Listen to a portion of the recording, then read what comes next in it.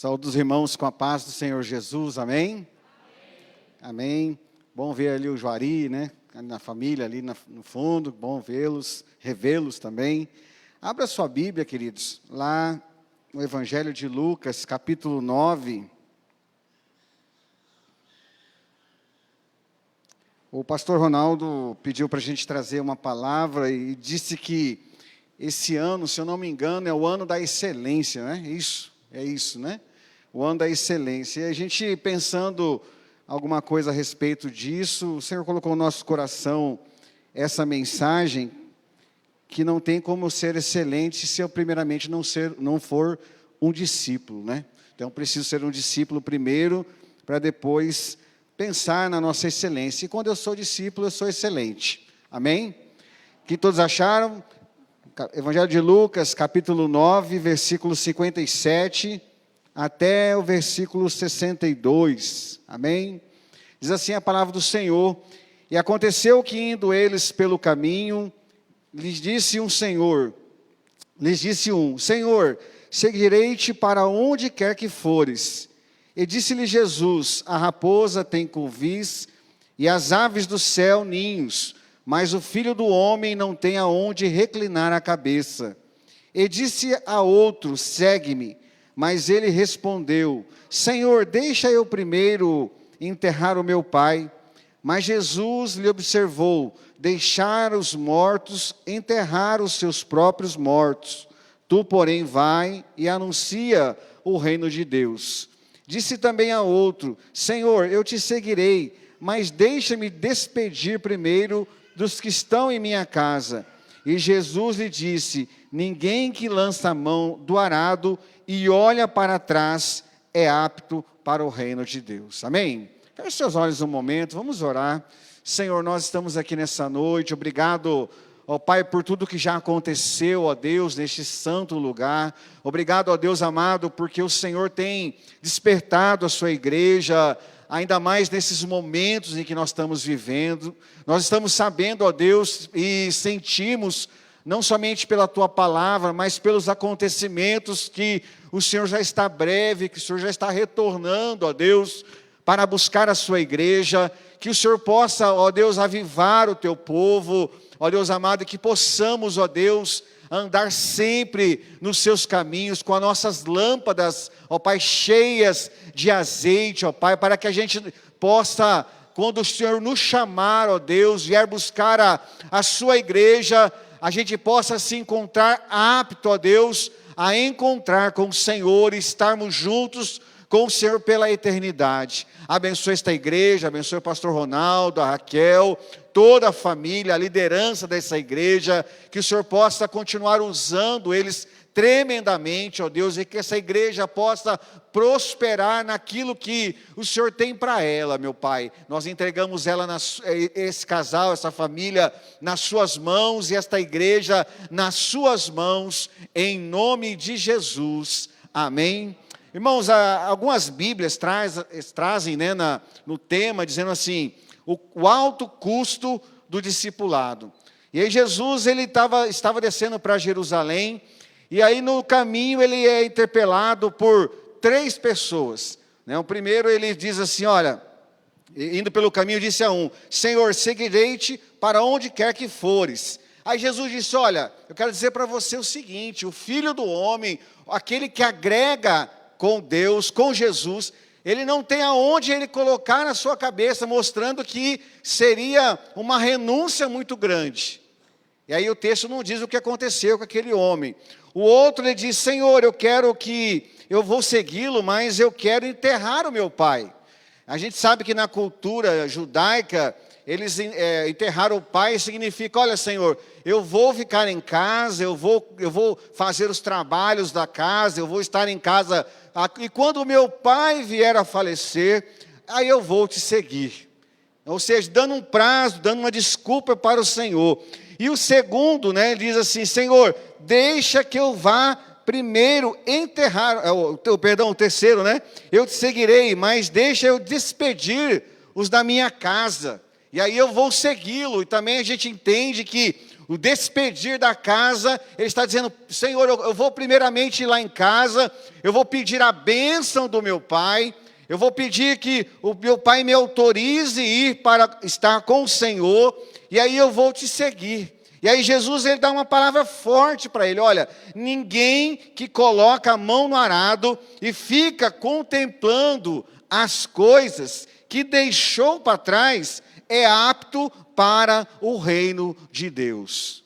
Irmãos, para que a gente possa viver de forma excelente, nós precisamos entender que nós não podemos retroceder, voltar para trás. Deus tem um chamado para cada um de nós. Deus tem um projeto para cada um de nós. Deus tem uma promessa para cada um de nós. Eu achava interessante que sempre quando a gente era seminarista ou estava visitando uma igreja, as pessoas falavam: olha, Deus tem um projeto para você. Aí se em outra igreja, Deus tem um projeto para você.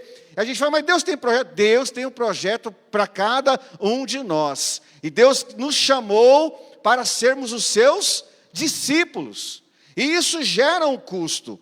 Há um custo muito grande. Interessante que Jesus, ele aqui usa uma ilustração da agricultura. Jesus, ele tinha essa facilidade em citar coisas da época, né? Lógico, se ele fosse citar algo que não existia, provavelmente as pessoas não conseguiriam compreender. Então ele mostra ali a questão da agricultura para transmitir o que ele desejava para quem quisesse segui-lo. Ele diz o seguinte, ele usa a imagem, né, da atividade de arar a terra.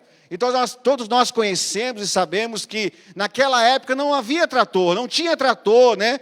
A terra era arada manualmente, né, com um arco, e geralmente o aro era um arco, e aí era fincado na terra e amarrado em bois ou em jumentos. E eles puxavam, e ali o agricultor ia forçando o arado para que ele entrasse na terra, e ele tinha que tomar o cuidado para que não se desviasse, olhasse para frente. E aí Jesus usa esse exemplo, dizendo para aqueles que querem seguir, para aqueles que querem buscar ao Senhor, eles não podem olhar para trás, porque quando eu olho para trás, eu faço um valo torto.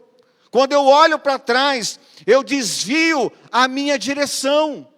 E é interessante que aquele valo, aquele arado tinha que ser fortemente empurrado para dentro da terra, porque ele era muito leve, e era perigoso muitas vezes, se a pessoa não tivesse atenta àquela situação, aquele arado quebrar, aquele valo sair torto.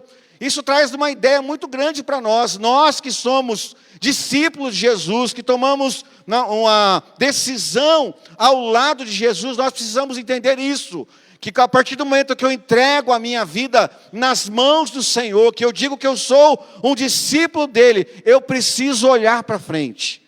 Eu preciso estar olhando, não me distraindo com as coisas deste mundo, principalmente agora, em que nós estamos vivendo tempos difíceis, tempos complicados, e eu tenho, irmãos, convicção no meu coração, que Jesus já está próximo a voltar, que Jesus está próximo para buscar a sua igreja, e eu entendo que isso é uma das qualidades de quem quer ser e fazer coisas excelentes para o Senhor, não olhar para trás, não retroceder, não, aquele que lança aquela mão no arado, ele não pode dizer: Senhor, eu vou lá sepultar o meu pai, primeiro eu vou ver as coisas da minha família, Senhor, eu vou lá na minha família pedir autorização. Não, Jesus diz: olha, aquele que pega no arado, ou seja, aquele que assume um compromisso comigo, que assume um compromisso com o reino, ele não pode agora mais retroceder,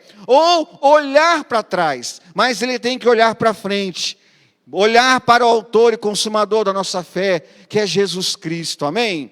E eu quero rapidinho nessa noite, junto com os irmãos, dizer o que eu posso fazer, tirar algumas lições que Jesus nos ensina, o que eu posso fazer para não retroceder, para não olhar para trás. E a primeira coisa que eu vejo, queridos, para que eu não retroceda, eu preciso manter a minha fé ativa, a minha fé viva. Eu tenho que buscar manter a minha fé sempre ativa no Senhor, a minha fé sempre viva no Senhor. Mas pastor, como é que eu faço isso? Através da oração. O crente que não ora está fadado à derrota, está fadado a olhar para trás, está fadado a não ser uma pessoa excelente, uma pessoa de excelência. O crente que não lê a sua Bíblia, o crente que não medita na palavra, ele também está fadado a ser um crente que vai morrer, que vai olhar para trás, que vai na primeira dificuldade, na primeira pandemia, na segunda onda, na terceira onda, ele vai olhar para trás e vai dizer: não, eu não quero, eu tenho medo. Mas quando eu, queridos, tenho essa convicção que Jesus me chamou, que eu vou buscar a Deus através da oração, da leitura da palavra, da comunhão. Irmãos, como que é importante nós estarmos em comunhão.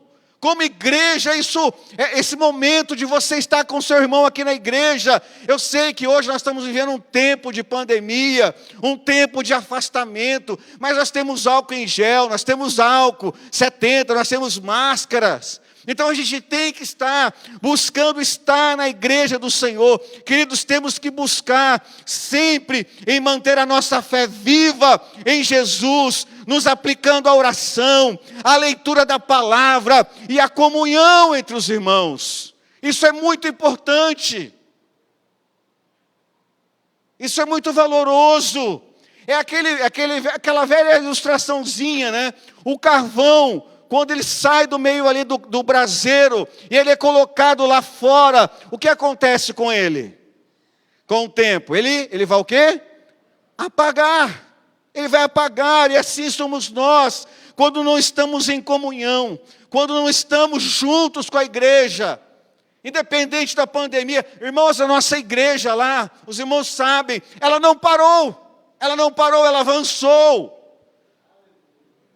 Porque nós temos que ser igreja, não somente para aqueles que são igreja, mas para aqueles que ainda não são igreja. Quantas pessoas vieram para a igreja dizendo: pastor, olha, minha igreja está fechada há muito tempo.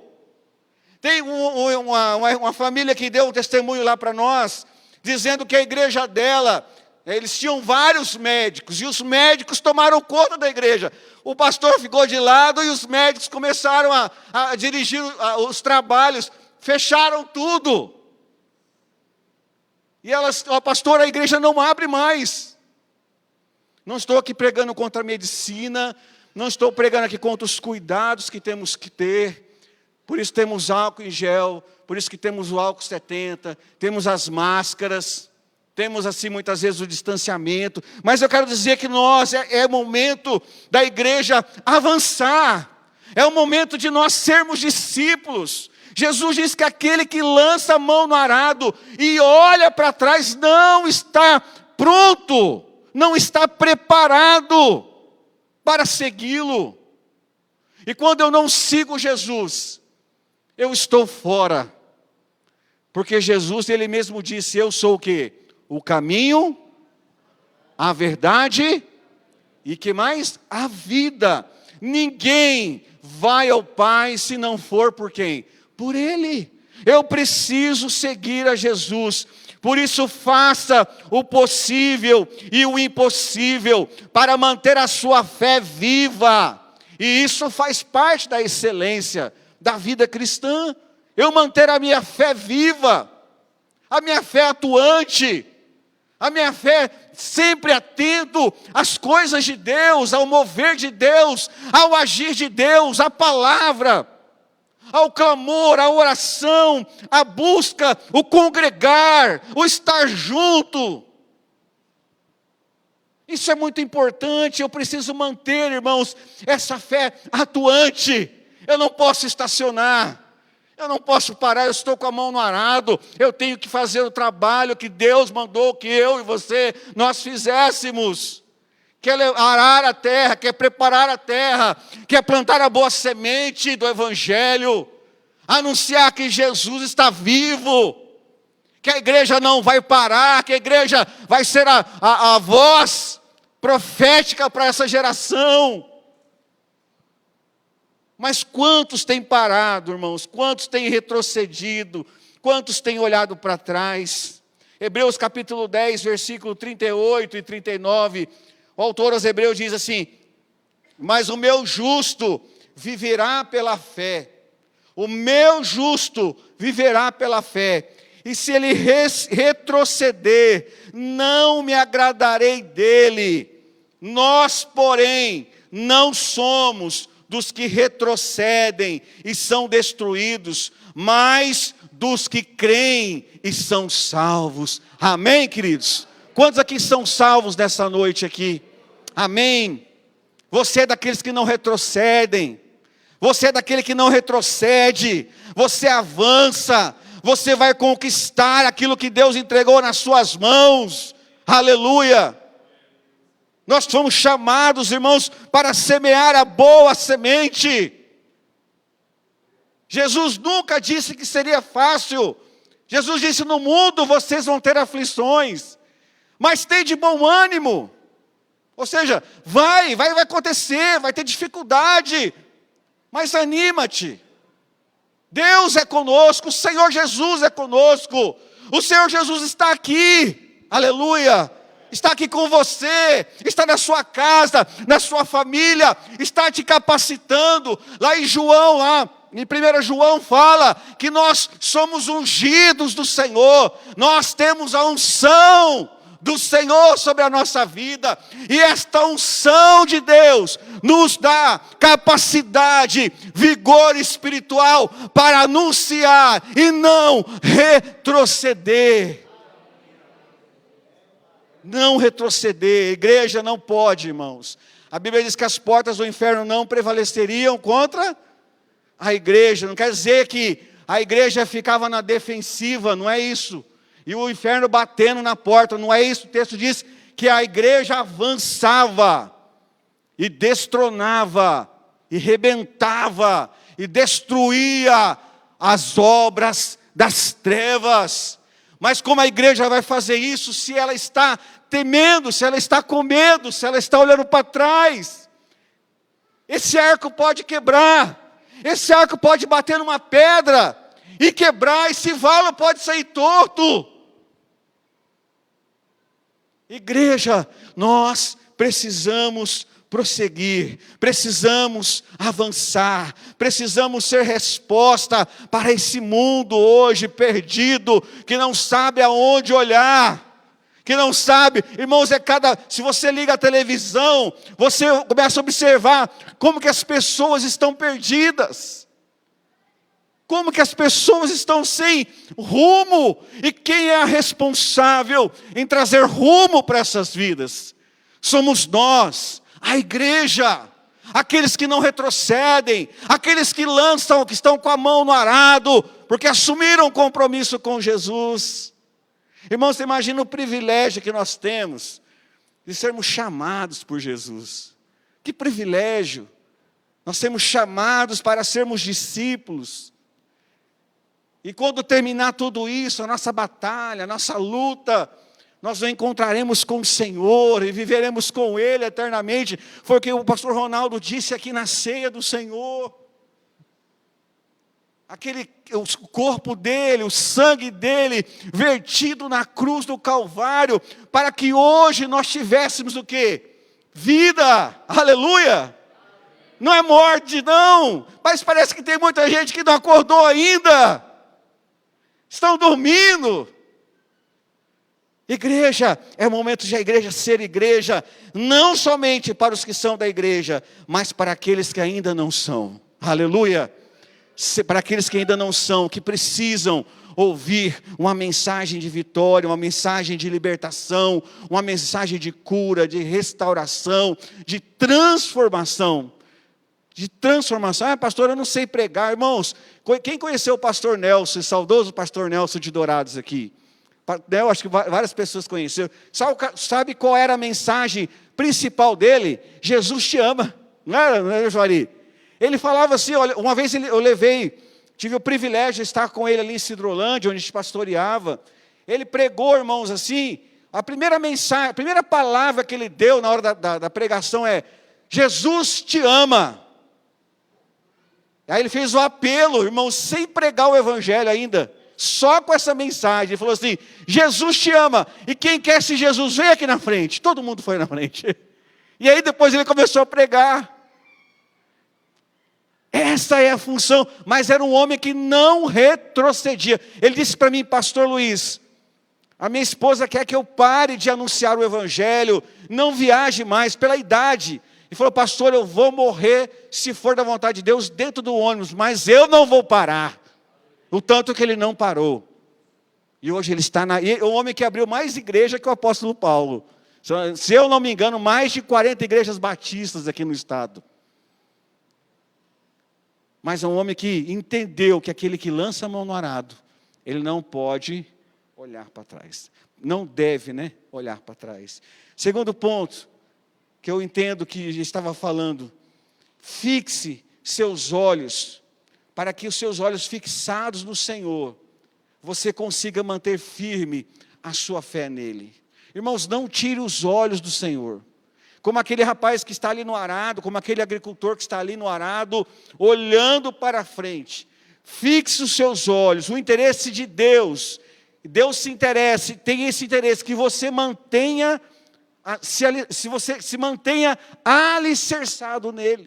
É o interesse de Deus que você esteja firmado nele.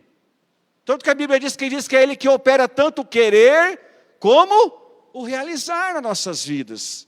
Então, fixe os seus olhos, por isso mantenha a fé, para que os seus olhos estejam sempre firmados nele. A pessoa que tem o olhar fixo em Deus, é aquela pessoa que busca fazer o possível e o impossível, para fazer a vontade do Pai.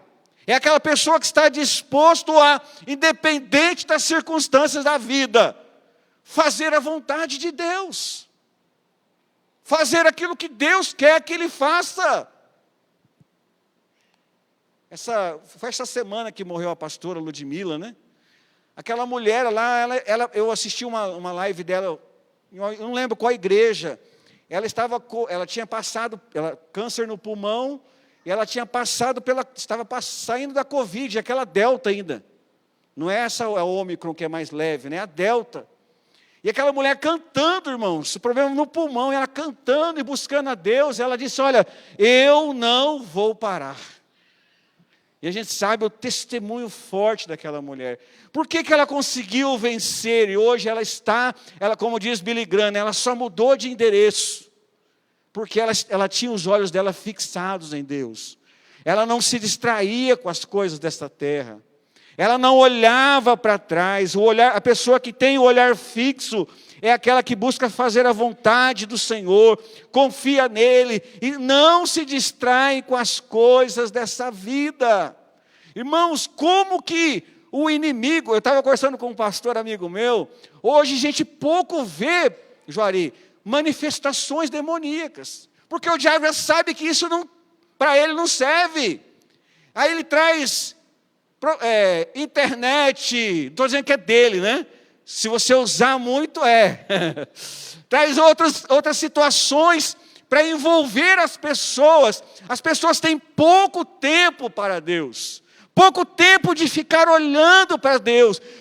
As pessoas têm se distraído facilmente pelas coisas da vida.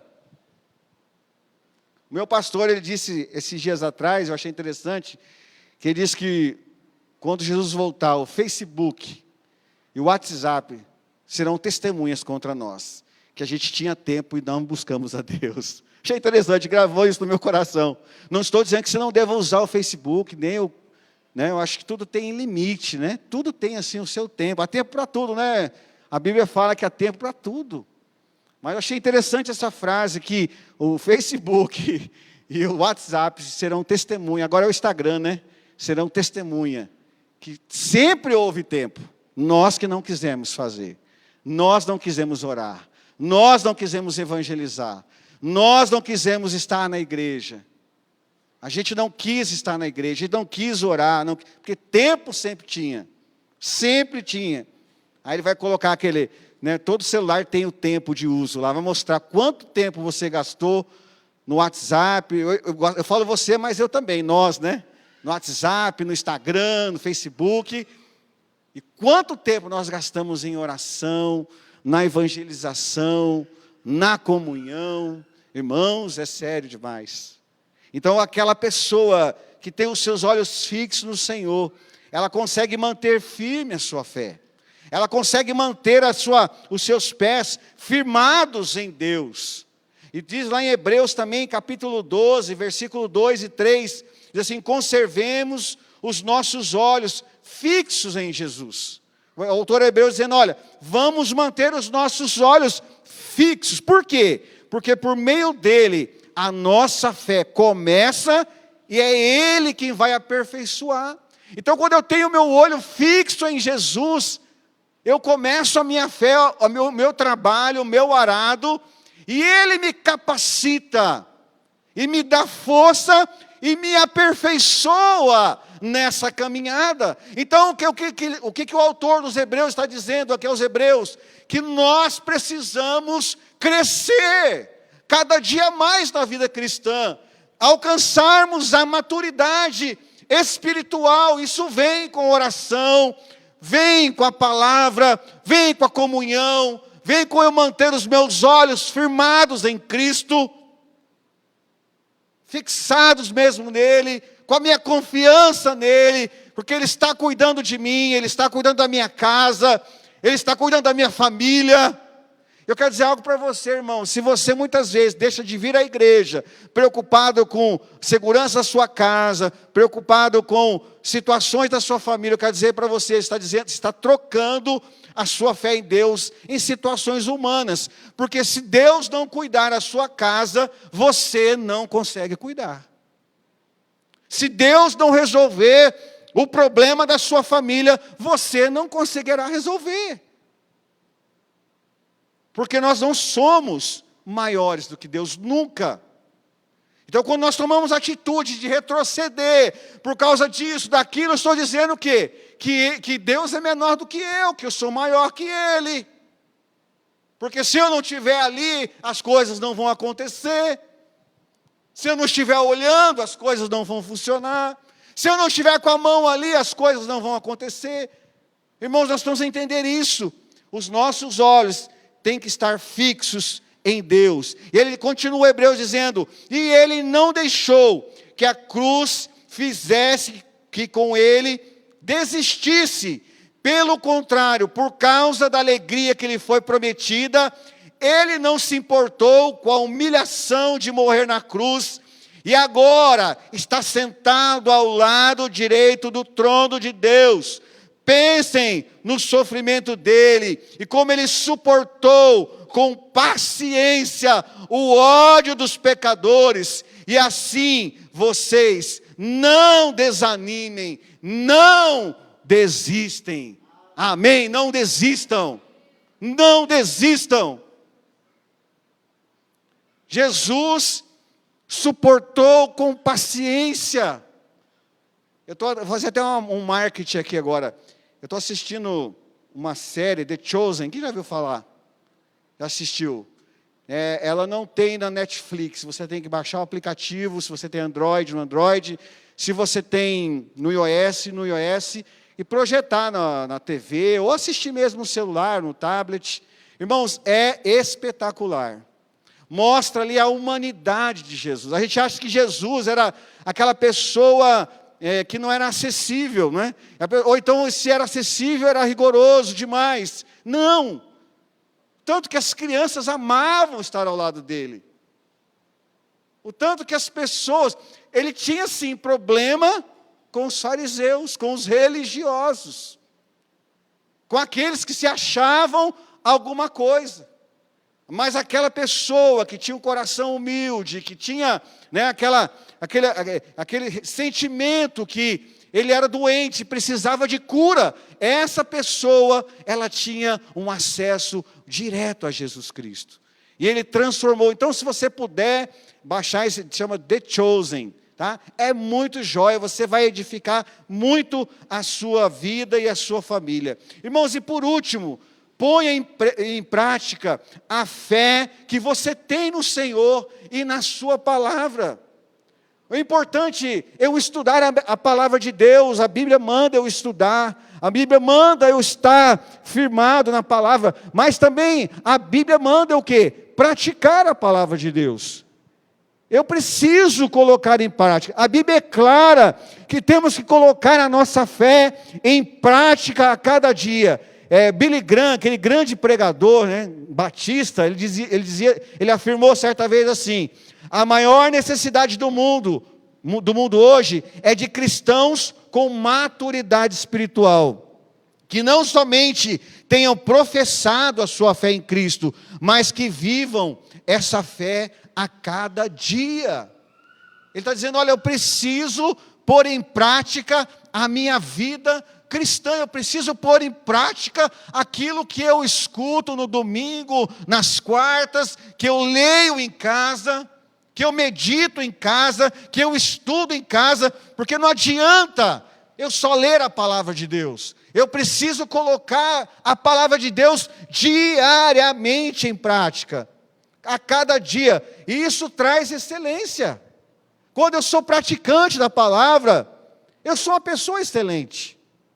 Eu sou uma pessoa que preza pela excelência, porque não há nada mais excelente do que praticar a palavra. Certa vez Jesus estava ali dando um sermão do monte, ou sermão da montanha, e ele conclui o sermão da montanha no capítulo 7, do versículo 24, dizendo o seguinte: aquele que ouve as minhas palavras e as pratica, será comparado ao homem prudente, ou homem excelente.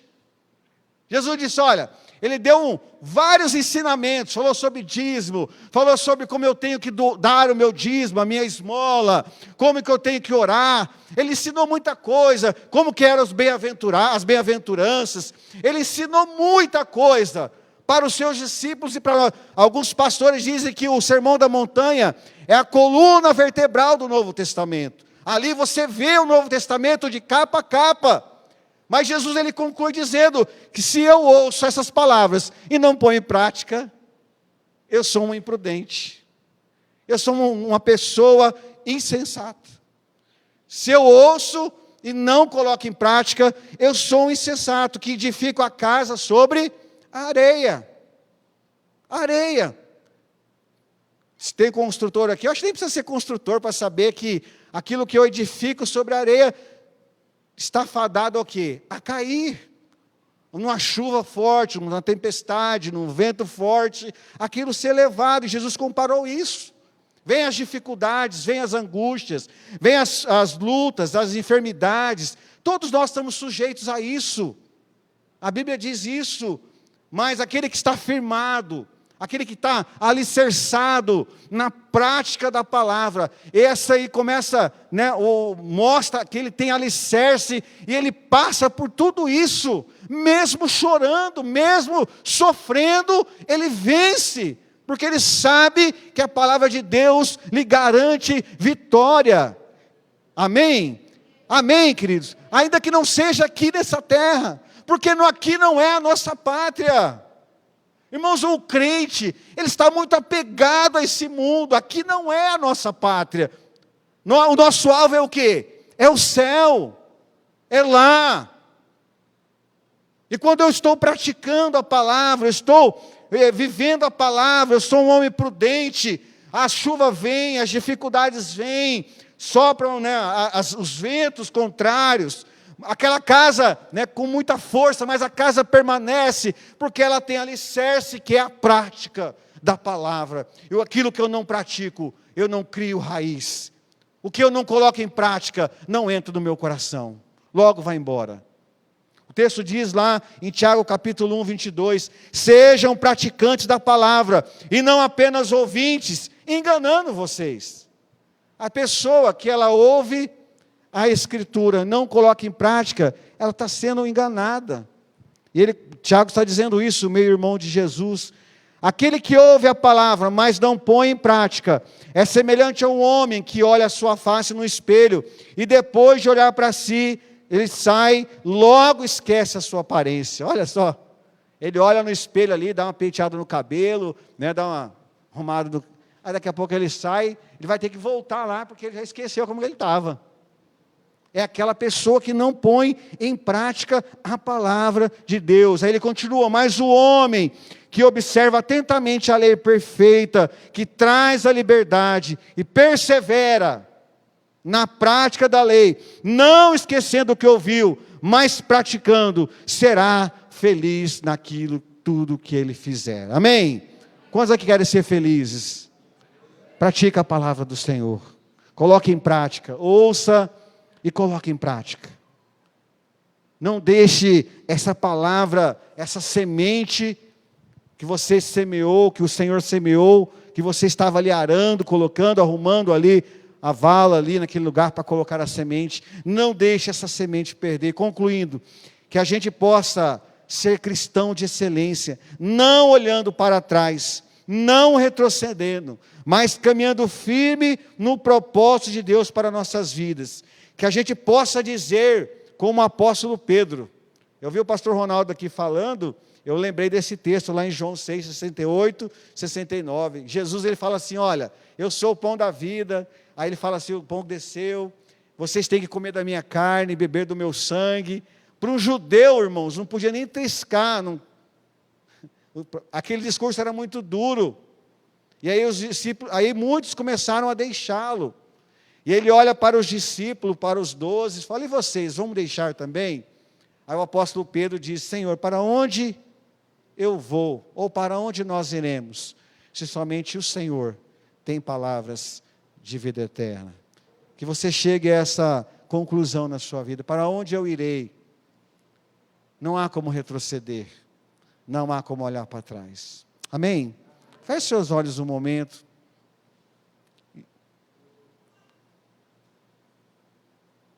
Não sei como que está a sua vida, não sei como que você está. Se de repente você está pensando em retroceder, não há como você voltar atrás, irmão. Só existe um caminho, aliás, existem dois, né? Um que leva à salvação e outro que leva à perdição. Só existem dois caminhos, e Jesus, ele disse, eu sou o caminho, a verdade e a vida. Ninguém vai ao Pai se não for por mim. Você está aqui nessa noite porque Deus te escolheu, te chamou. Eu não sei como está a sua vida, se você está pensando em retroceder, se você está com a mão no arado, olhando para trás, e esse valo que você está fazendo está torto, de repente você bateu numa pedra e quebrou o arado, está parado, está estagnado, por situações da vida, de repente esta pedra que quebrou o arado, é um medo de alguma situação, é o pavor de alguma coisa. Quero dizer para você, volte para Jesus, não desanime, não perca a fé.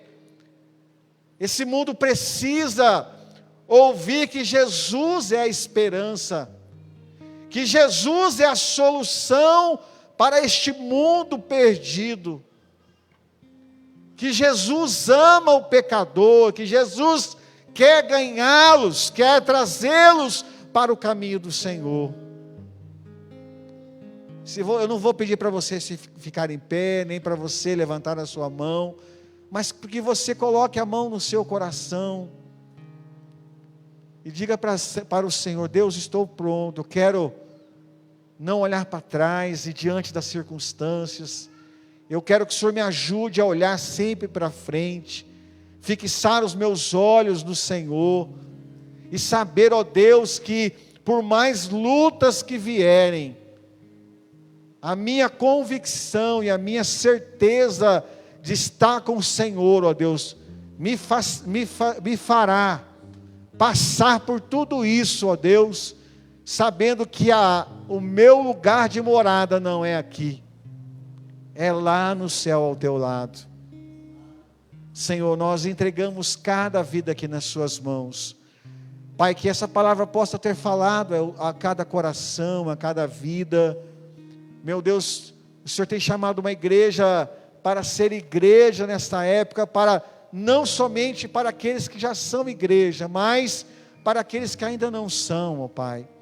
E é a nossa responsabilidade em levar esse evangelho da esperança, esse evangelho que cura, que liberta, que muda, Senhor, que destrói o diabo, ó Deus, e as hostes espirituais da maldade, que transforma lares, famílias, empresas. Meu Deus, que o Senhor possa abençoar este povo querido aqui desta igreja, tanto aqueles que estão aqui presentes, aqueles que estão ouvindo, estão assistindo pela internet.